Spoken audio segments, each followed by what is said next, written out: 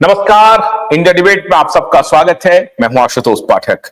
आप सबको बेसब्री से इंतजार होगा कि आज मुंबई हाईकोर्ट में क्या हुआ। आज तारीख थी, सुनवाई होनी थी। जैसा कि मैंने आपको कुछ देर पहले बताया था कि समीर बानखेड़े के एडवोकेट वहां पहुंचे, लेकिन आज क्या क्या हुआ सुनवाई में, जरा सीधे चलते हैं मुंबई और सीधे देखने की कोशिश करते हैं कि नीलेश ओझा जी हम लोगों के साथ हैं।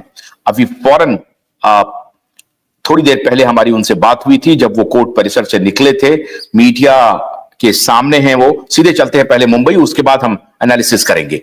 अभी आप आप सब लोगों को ये बेंच का ज्यूरिडिक्शन नहीं है ये केस का। तो आज वही हुआ, उन्होंने ऑर्डर पास किया है कि रजिस्ट्री को डायरेक्शन दिया कि ये मैटर को जस्टिस सारंग कोतवाल जी के बेंच पे रखा जाए, क्योंकि ऑफेंस अगेंस्ट वुमन का जो असाइनमेंट है जस्टिस कोतवाल साहब के बेंच के पास है, तो वहाँ असाइन होगा। वहाँ असाइन होने के बाद में अभी हमको दो ऑप्शन है, या तो हम उसी बेंच के पास चला सकते हैं हमारा prayer clause A tagging with PIL not press करके, या तो फिर उसको फिर से ट्रांसफर होगा वो बेंच चीफ जस्टिस के बेंच के पास। तो आप क्या ट्राई कर रहे हैं? It should go before the chief justice. देखिए, हमको ऐसा जरूरी नहीं कि चीफ जस्टिस आपके पास में मेन PIL भी है। हाँ, राशिद खान पठान साहब का PIL है और अभी ये आ गया है, तो मोस्ट प्रोबेबली जाना चाहिए चीफ जस्टिस आपके पास बेंच पे ही। तो हमारा प्रेयर तो वैसा ही है, लेकिन अभी देखते हैं, अभी उसमें नए दो डेवलपमेंट हुए हैं। एक पॉजिटिव डेवलपमेंट जैसा सरकार ने डिक्लेयर किया है कि सरकार का हमारे इसको समर्थन है कि हाँ इनको अत्याचार हुआ है, तो जो इनकी कंप्लेंट है उसका इन्वेस्टिगेशन होना चाहिए और जो भी है।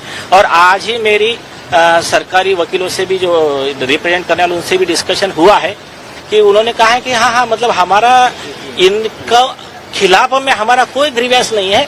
हम कोर्ट में यही सबमिशन दे रहे जो सरकार की भूमिका है, जो उन्होंने मिनिस्टर शंभूराज देसाई की सरकार का जो स्टैंड है कि हाँ इनके डिमांड को हमारा समर्थन है कि हाँ इसमें FIR करके आगे इन्वेस्टिगेशन होना चाहिए और बाकी जो भी है। तो सरकार अलग से कोई SIT बना देती, पहले ही SIT में सरकार क्यों ठिकरा फोड़ रही है? तो वो सरकार नहीं, वो सरकार को पूछे। देखिए, तो सरकार को पूछे। हाँ, नहीं, देखिए सरकार हमको हमारी जो ये है हमारी मांग, सरकार ने कई मांगे मान ली है, तो अभी हम क्यों सरकार के खिलाफ में बात करें भाई।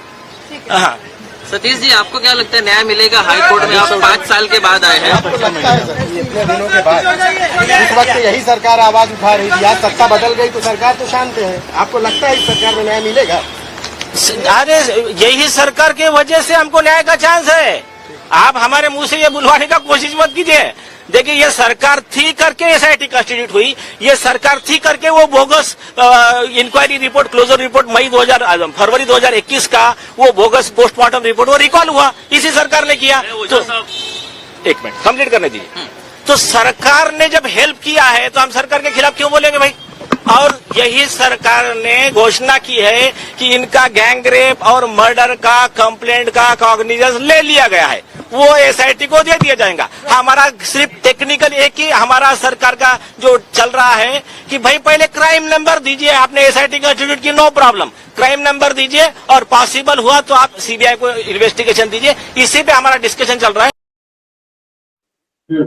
नहीं, एक बार फिर दोबारा सुनाइए पूरा वीडियो भी लोग दोबारा सुनाइए, क्योंकि लोग समझ नहीं पाए।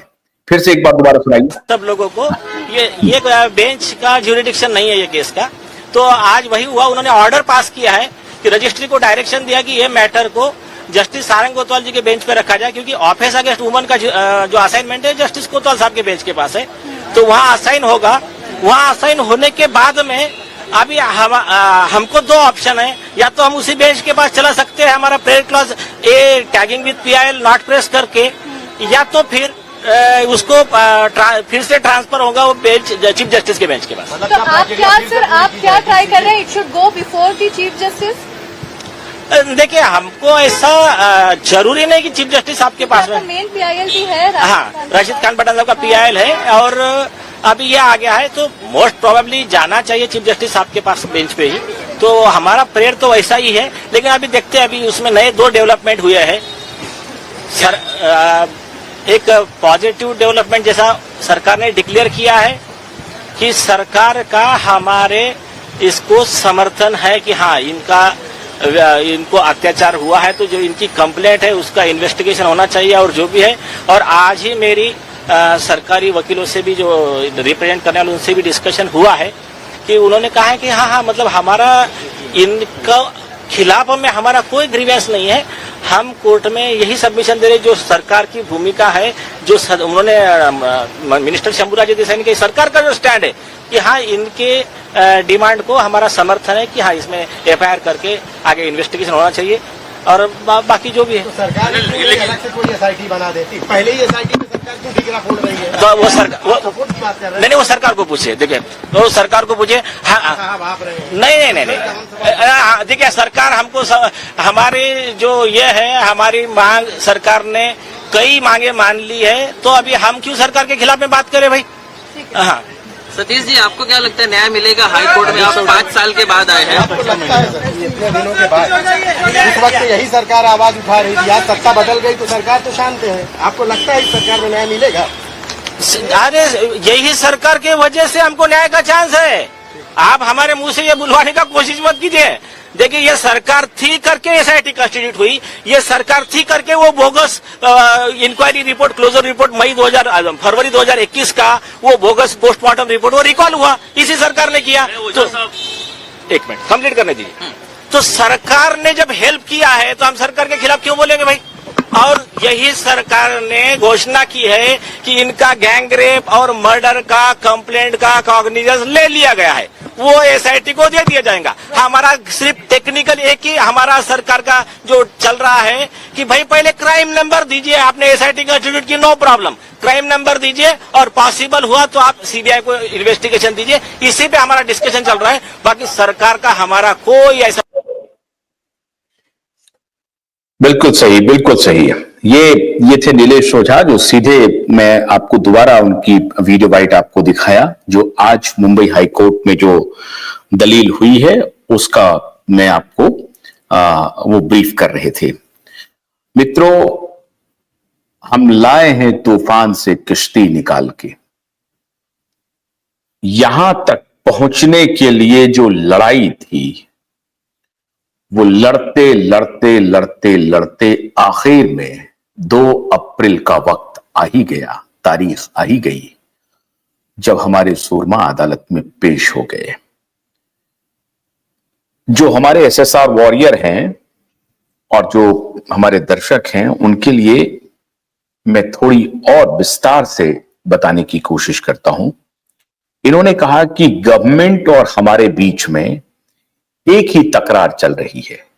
वो तकरार है कि जब हमने एफआईआर, जो कि in the court of law मेरा कंप्लेन हायर पुलिस ऑफिसर्स के खिलाफ अगर है तो वो एफआईआर है, लेकिन तकनीकी रूप से रजिस्ट्रेशन नंबर जब तक आप अलॉट नहीं करते हैं तब तक पुलिस उसको अपने रिकॉर्ड में लेकर के इन्वेस्टिगेशन नहीं करती है। तो वो क्यों नहीं कर रही है?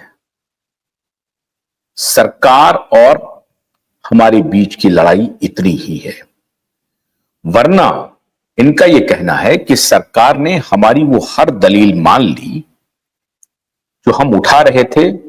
On the floor of the house deputy home minister ने यह स्टेटमेंट दिया है कि गैंगरेप और मर्डर का जो चार्ज है उसका कॉग्निजेंस सरकार ने ले लिया है। यह विधानसभा में कहा है। बहुत सारे लोग ये सवाल उठा सकते हैं कि नेता हैं वो इसी तरह से बोल करके निकल जाएंगे। बिल्कुल दुरुस्त सवाल है आपका, बिल्कुल दुरुस्त सवाल है, लेकिन नेता की नेतागिरी को ध्यान में रखते हुए सितंबर 15-16 सितंबर 2023 को हम लोगों ने जन अदालत लगाई।